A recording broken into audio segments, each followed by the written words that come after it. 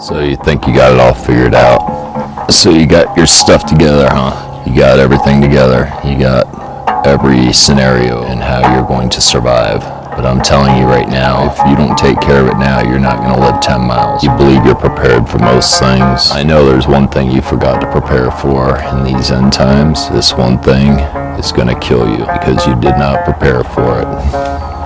You've been prepping for decades, many years, getting your stuff in order, stockpiling food, buying weapons when you can, getting that ammo, building that bug-out vehicle, getting your packs together. But I know there's one thing that you forgot, and this one thing's gonna get you killed when the time comes and all is awry. So what's the one thing in common that we all have and we completely abuse on a daily basis?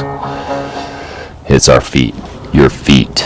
Your feet are going to get you killed. Most of you have these fabulous dreams, and I have them also as well, that we're going to just bug out if we have to. We have no other choice but to throw on that backpack and start walking. But have you ever considered that if you've been living this sedentary life, that you're just going to get up and huff it for 40 miles? Do you believe you're going to get very far? Can you imagine you get 10 miles and you already have a gimp in your leg? You already have a strain in your Achilles. You're dragging yourself down and making yourself a target. A lot of people take it for granted, their feet. They go about walking maybe 1,000 steps during the daytime, getting in their vehicles, going to work, sitting down on their butts. Yet we have these fabulous dreams that we're just going to be out there in the outback, traveling with our gun and our pack and going miles and miles, looking for food, water, other resources. And we never take in consideration that we may not be in shape. You can go to the gym every day. You can be in top-notch physical condition. But society has warped our feet. Today's day and age, we tend to wear shoes that are over-cushioned, overly supportive. They support arches, or we go to orthopedics and we have our feet extra comforted so that if we were to ever go barefooted, we would suffer severe injuries. I'm an avid thru-hiker, and I do average 100-mile hikes at a time with 50 pounds on my back. I've also been conditioning my feet for over the past 4 or 5 years. I've switched out of the shoes that I've been wearing, and I've been training my feet. I'm just saying, the human foot today is not ready for walking. You're not ready for walking over 10 miles a day. You've thought of everything from nuclear bombs to pestilence, earthquakes, to starvation, dehydration, and the like. One thing you have not prepared for is walking long distance. And to be quite honest, you're not ready for it. And this video is going to show you why you're not ready for it. But there is hope. You can start training your feet to bring you miles and miles and miles a day with heavy loads on your back without incident whatsoever. But you need to start today. You're not ready for the long walk. I'm telling you that right now. So as we continue through this video, I'm going to first talk about why the modern day shoe is the worst thing you could be wearing. So here I am in my garage, getting a little cold outside, but I wanted to show you a variety of shoes. I wanted to take you along and show you some of the bad things about modern day shoes. For instance, this combat boot. This thing weighs, and I'm not even joking, probably 3 pounds. It's got steel toe in it. The foot box is not very wide at all. It jams your feet in there. There is a noticeable heel on it, and you're above an inch from the ground. Your foot is up high above the ground. This right there is giving you less stability. One thing there is they make up for that by putting super grip on the bottom. Our feet have natural grip on them. If you were to walk barefooted, you'd probably have a lot better grip than even this. The high heel actually causes you to be upright, right? So your heel is higher than your toe. This is probably a distance of almost 1.5 inches difference between your heel and your toe. This is called a drop, and most shoes nowadays come with a severe drop to them, and this causes your foot to go forward into the toe box and causes unnecessary stresses on the front of your toes, right? Along with this damage, you're also getting damage from the narrow foot box, because your foot is naturally wider here, and your feet, when you walk, your feet don't do this, right? Your feet, your toes actually spread out. They separate and they cling down and they press off. They go together, come sprawl out, press out. Guess what? A shoe like this does not allow you to do this. So you have things going badly for you. First of all, you have a lot of weight on your feet. I think it was 50 pounds difference for every 5 pounds on your feet. So without a backpack on your back and you're wearing heavy shoes like this, you're automatically adding 50 pounds to your body weight just by wearing 5-pound shoes, okay? Yes, they're good for the ruggedness of it. And if you are living in the real rough country, yes, wear these. But while you're training, you should get your butt out of these things as much as possible, because they're deforming your feet, similar to a geisha girl. Women in beauty is somewhere down the line, they said that high heels was a good thing. This is going to throw your posture out of its natural form. Natural form, your balls of your feet are supposed to be touching the ground and as level as the toes of your feet, so that would be called a zero drop. You are not supposed to have anything higher than that, and if you are, it engages your calf muscles, so that's why women wear these, because it makes their calves look better. Again, has the narrow foot box, and in this case it's extreme where it pushes the toes to a point. This deforms women's feet and makes it very unnatural to walk. Even today's modern running shoes have a significant rise in the heel. What this also does when you're running is it makes your heel strike first, then your toes. Heel, toes, heel, toes, right? That's not how we walk normally.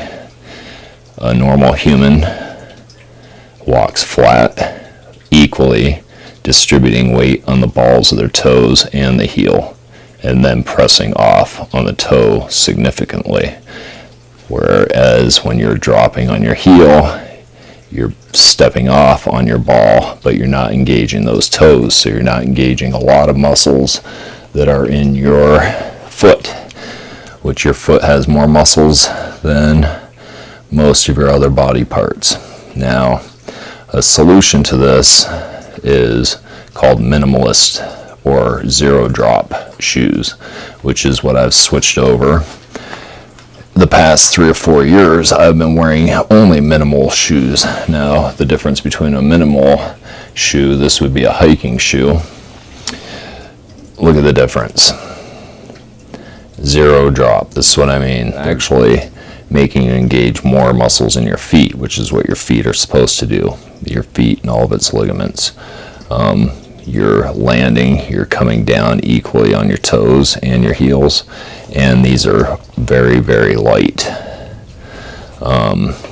So it adds almost no weight. Also, if you notice, the toe box is significantly wider.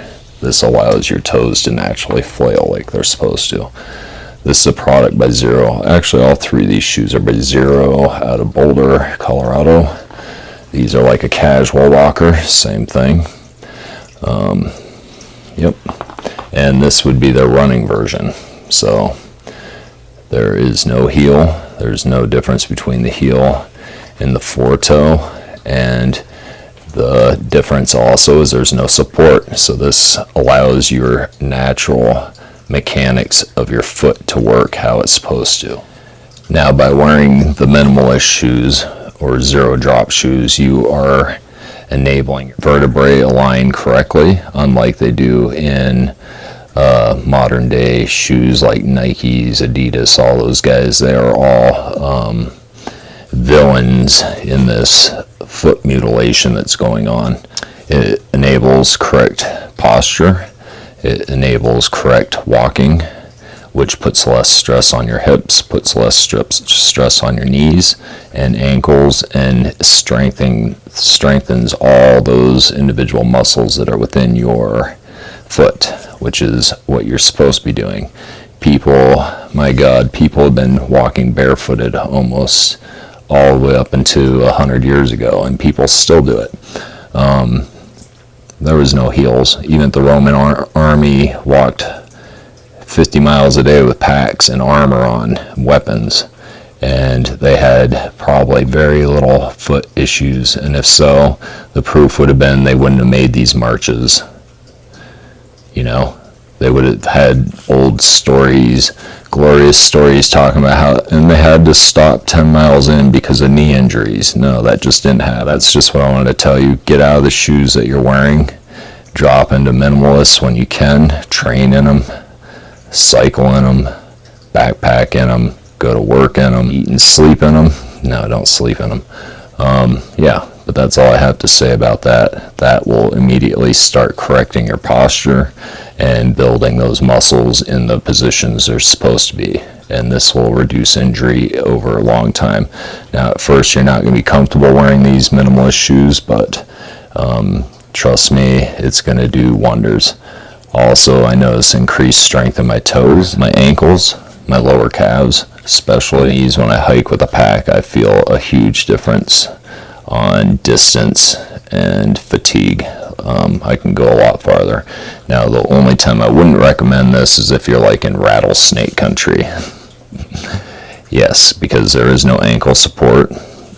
You are strengthening your ankles, but you're also making yourself vulnerable to being, wounds above the ankle, because they're not as solid as a combat boot or something like that. So just imagine if SHTF was going on and you were just doing everything, struggling to survive, and you had issues with your feet as well. That's not going to go too well for you. I've broken my foot on a long journey. It is not fun walking half pace for 38 miles. Many things can occur to your feet during the trip. Stone bruises, claw toe, heel spur, corns, blisters, plantar fasciitis, ingrown toenails, bunions, athlete's foot can all take you out. Just one of these things can take you out, and then add a 50-pound pack to your back. Who are you kidding? You need to start taking care of your feet now, before it is too late. Your feet are an amazing thing. To 10,000 steps we walk each day. That's equivalent to 115,000 miles or circling the globe 4 times in our lifetime. There are 250,000 sweat glands, 8,000 nerves. The pressures on our feet are equal to a fully loaded cement truck in a day's walk. With this in mind, we should always take care of our feet, even on the down times when nothing's expected. Get rid of your calluses, for blisters under calluses can bring you and take you down. Hangnails, any funguses, get rid of all that now. Make sure you wrap your feet if you plan on doing very long distances. Although a bug out situation doesn't let you prepare for this, if you ever have time at a camp spot, make sure you wrap your feet. It's not a bad idea to bring foot care and a knee brace in your bug out bag. Walking seems straightforward, right? But there are hazards in walking. You can get sunstroke. There are poisonous plants along the way. Sunburn, heat exhaustion, exposure, Lyme disease, severe weather are all things that are hazardous along your way. Avoid down electrical wires, nuclear strike sites, garbage dumps, large cities, military bases, food banks, and large gatherings. These are all places you're going to want to avoid. There's only one way of training your legs so they're strong and don't get injured, and that's to train by thru-hiking, hiking, or walking with your pack on. Whatever your bug out weight is, that's what you should be walking with. Walk with an intentional gait. Start focusing upon how you actually step. Take every step with intention. When I'm at work, every step that I take, I push off with my toes, engaging my calves, observing how my feet respond. When you're going long distances, be sure to rest your feet above your heart. Change your socks and rest without shoes. Look before you step. Look for obstacles and unstable surfaces. Stay off of concrete and asphalt to reduce the stresses on your knees and legs. Watch what kind of mark you're leaving behind. Walking at night is preferred. You can travel a lot farther distances in the cool of night. Stay away from light sources and do as the American natives do in the wilderness when you are out alone in the woods. Turn look for landmarks in case you must return. Don't be afraid, just be prepared. I hope that when the crazies go crazy and you gotta leave the house and you gotta strap on that rucksack, you gotta travel miles and miles and miles for safety, I hope that you heeded my warning, took some of my advice. I don't want to be one of these guys gimping around after 10 miles of walking around. Take care of your feet, go to the gym, do some ICB exercises, do some shin and calf workouts, do some deadlifts, do some squats. Just get off your butt and do it, And until then, we'll see ya.